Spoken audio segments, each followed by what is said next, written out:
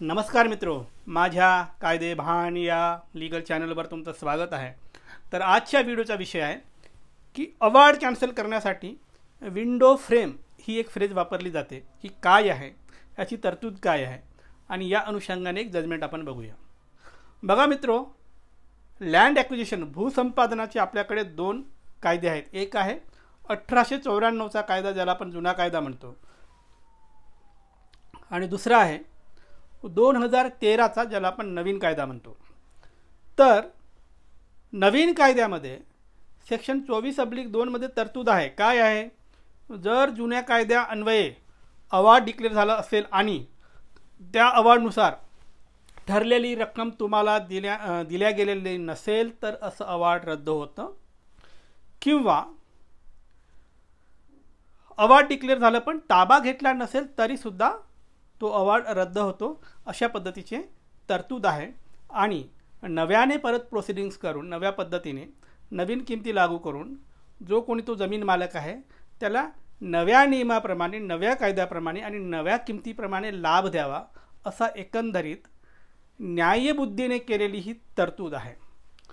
Honourable supreme कोर्टाने या तरतुदीच्या अनुषंगाने जे काही कोर्टामध्ये केसेस गेले त्याच्यावर निकाल देताना विंडो फ्रेम नावाची जी एक कन्सेप्ट आहे ती समजावून सांगितली।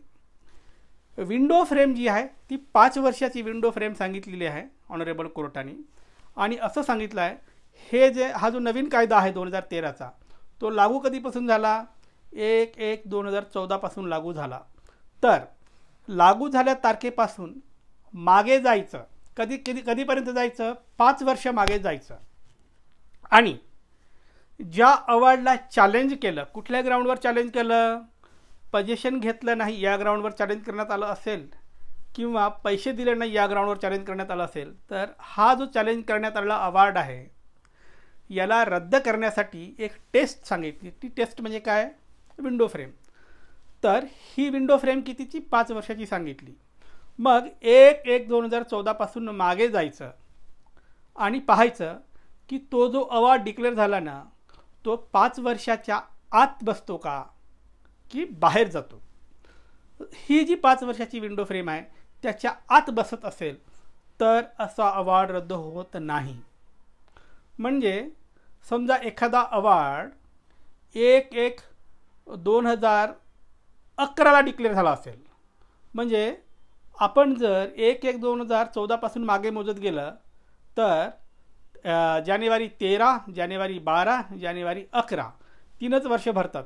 म्हणजे 5 वर्षाचा जो काही विंडो पिरियड डिफाईन करून दिला आहे त्याच्या आतमध्ये बसतो, त्याच्यामुळे असा अवॉर्ड रद्द होणार नाही। पण समजा 2007चा अवॉर्ड असेल तर मात्र तो या विंडो फ्रेमच्या आतमध्ये बसत नाही, त्याच्यामुळे असा अवॉर्ड रद्द होतो।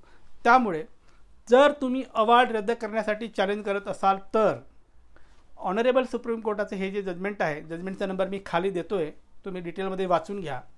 या जजमेंटमध्ये अत्यंत महत्त्वाची गोष्ट सांगितली आहे अवॉर्ड रद्द करण्याच्या अनुषंगाने। ती म्हणजे तो अवॉर्ड जो तुम्ही रद्द करायला निघालात, तो अवॉर्ड हा 5 वर्षाच्या विंडो फ्रेमच्या आत बसतो की बाहेर बसतो हे तपासायचं, कारण ही महत्त्वाची टेस्ट आहे।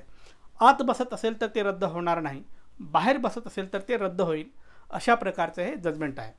त्यामुळे तुमच्या जमिनीच्या बाबतीत असं काही झालं असेल तर तुम्ही नक्की अवॉर्ड रद्द करू शकता। पण ही विंडो फ्रेमची टेस्ट आधी लागू करून बघा, त्यानंतर तुम्ही चॅलेंज करा। आता 2 सूचना: थेट फोन करायचा नाही, अजिबात करायचा नाही। ज्यांचं काही महत्त्वाचं काम असेल त्यांनी दिलेल्या व्हॉट्सॲप नंबरवर आपली केस डिटेलमध्ये लिहून पाठवा। तुमच्या केसमध्ये मेरिट असेल तर आम्ही तुम्हाला संपर्क करू, सल्ला देऊ, अन्यथा आम्ही संपर्क करणार नाही। कारण दिवसभर खूप मेसेज येतात, त्या केसमध्ये मेरिट नसतात। मेरिट नसलेल्या केसला आम्ही अटेंड करत बसलो तर आमचा सगळा वेळ त्याच्यात जाईल। त्याच्यामुळे ज्यांना आम्ही रिप्लाय केलेला नाही त्यांनी समजून घ्यावं की तुमच्या केसमध्ये मेरिट नव्हतं म्हणून आम्ही रिप्लाय केलेला नाही।